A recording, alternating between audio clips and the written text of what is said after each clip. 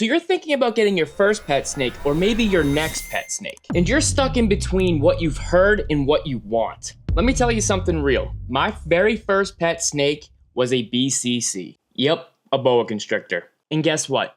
It was the best decision I have ever made. Not because it was easy, but because I did my research on the animal. I did not settle for what people were saying all over the internet, the best pet beginner snake, the best friendly beginner snake.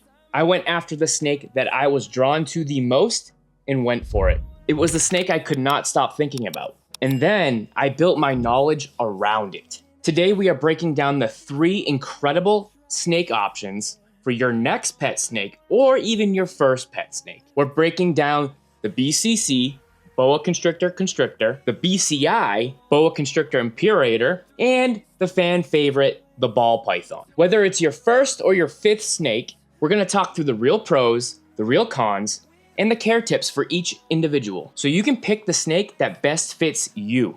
First up, we have the BCC, Boa Constrictor, a true red-tail boa.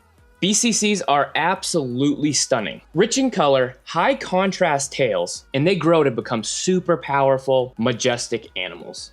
Let's go over some pros to these quote-unquote giants. They are visually striking. If you are a snake enthusiast, you know that these are amazing animals. Very few snakes look this regal. They're usually slower paced and very deliberate in their movements. They can be incredibly tame with consistent handling. And the bond building over time can be super rewarding. Some cons to them, they do get incredibly big. Females like Pennywise here can hit up to 8 to 10 feet. They do require much larger enclosures as adults. Humidity and your temps need to be spot on. And they're not ideal if you want something small or somewhat low maintenance. BCCs are amazing, but they're also not low commitment. They are for keepers who are extremely passionate, consistent, and ready for long-term care. Do I regret getting a BCC as my first snake? I do not. But I'm also the type of person that goes and does the research on what I do want and will continue to do so throughout their life. If you're not that person, then do not get a BCC. Now we're gonna go over BCI,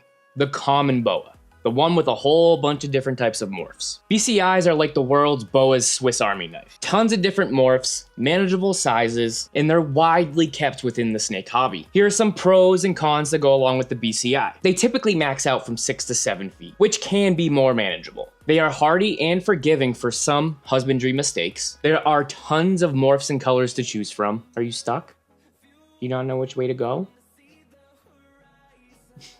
They have great feeding response and are easy to care for with some experience and your research. Some cons. Their size, 6 to 7 feet, may still be too big for most people. You still need the space. Males are a lot calmer. Females can be more food focused and more defensive when they're young. You definitely want to monitor your feeding and growth so that you do not overfeed them, because boas will eat no matter when you put something in their enclosure.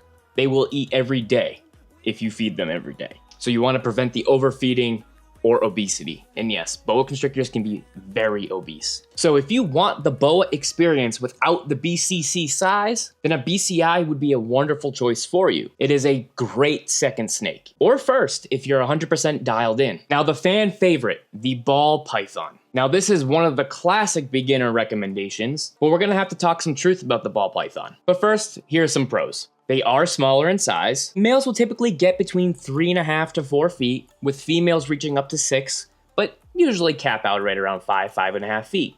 So their size is a lot more manageable. There are tons of morphs available. You can choose from so many different types of colors and different morphs, so variety is there. They handle very well, and they become very docile with consistent handling. So they're great for apartment setups or smaller enclosures. And we'll get to that later. Here are some cons for the ball python. I have to mention this, technically feeding issues are common, more in the winter or breeding season. And if you are a new keeper, you have to take this into consideration. They are often marketed as low maintenance, but they really do need the proper temperature and humidity levels. People still put them into enclosures that are too small. The enclosure advice that you see online can be very misleading. And no, a 40-gallon tank will not get you through the life of a ball python. Ball pythons can absolutely be a wonderful, great first pet snake. They can be a great second snake as well. But again, only if you are prepared to meet the needs of that snake and not just follow the cheapest care guide that you find on Reddit. So here's the truth. The best pet snake isn't always on the beginner-friendly pet snake list. It's the snake that you are most excited for, and it's the snake that you're willing to learn the most about and continue learning about. I chose the red-tailed boa because I was absolutely obsessed with it, and I never looked back. If you're drawn to BCCs, BCIs, or ball pythons, ask yourself these questions. Do you have the space? Are you willing to learn and continue learning? Can you give the animal exactly what it needs? If the answer is yes, then you're ready. Let me know in the comments what was your first pet snake, or what you're thinking about getting next, or what you're thinking about getting as a first pet snake. Make sure to like and subscribe for more reptile content. And remember, the best keeper is the one that continues to learn and has an open mind. We'll see you in the next one.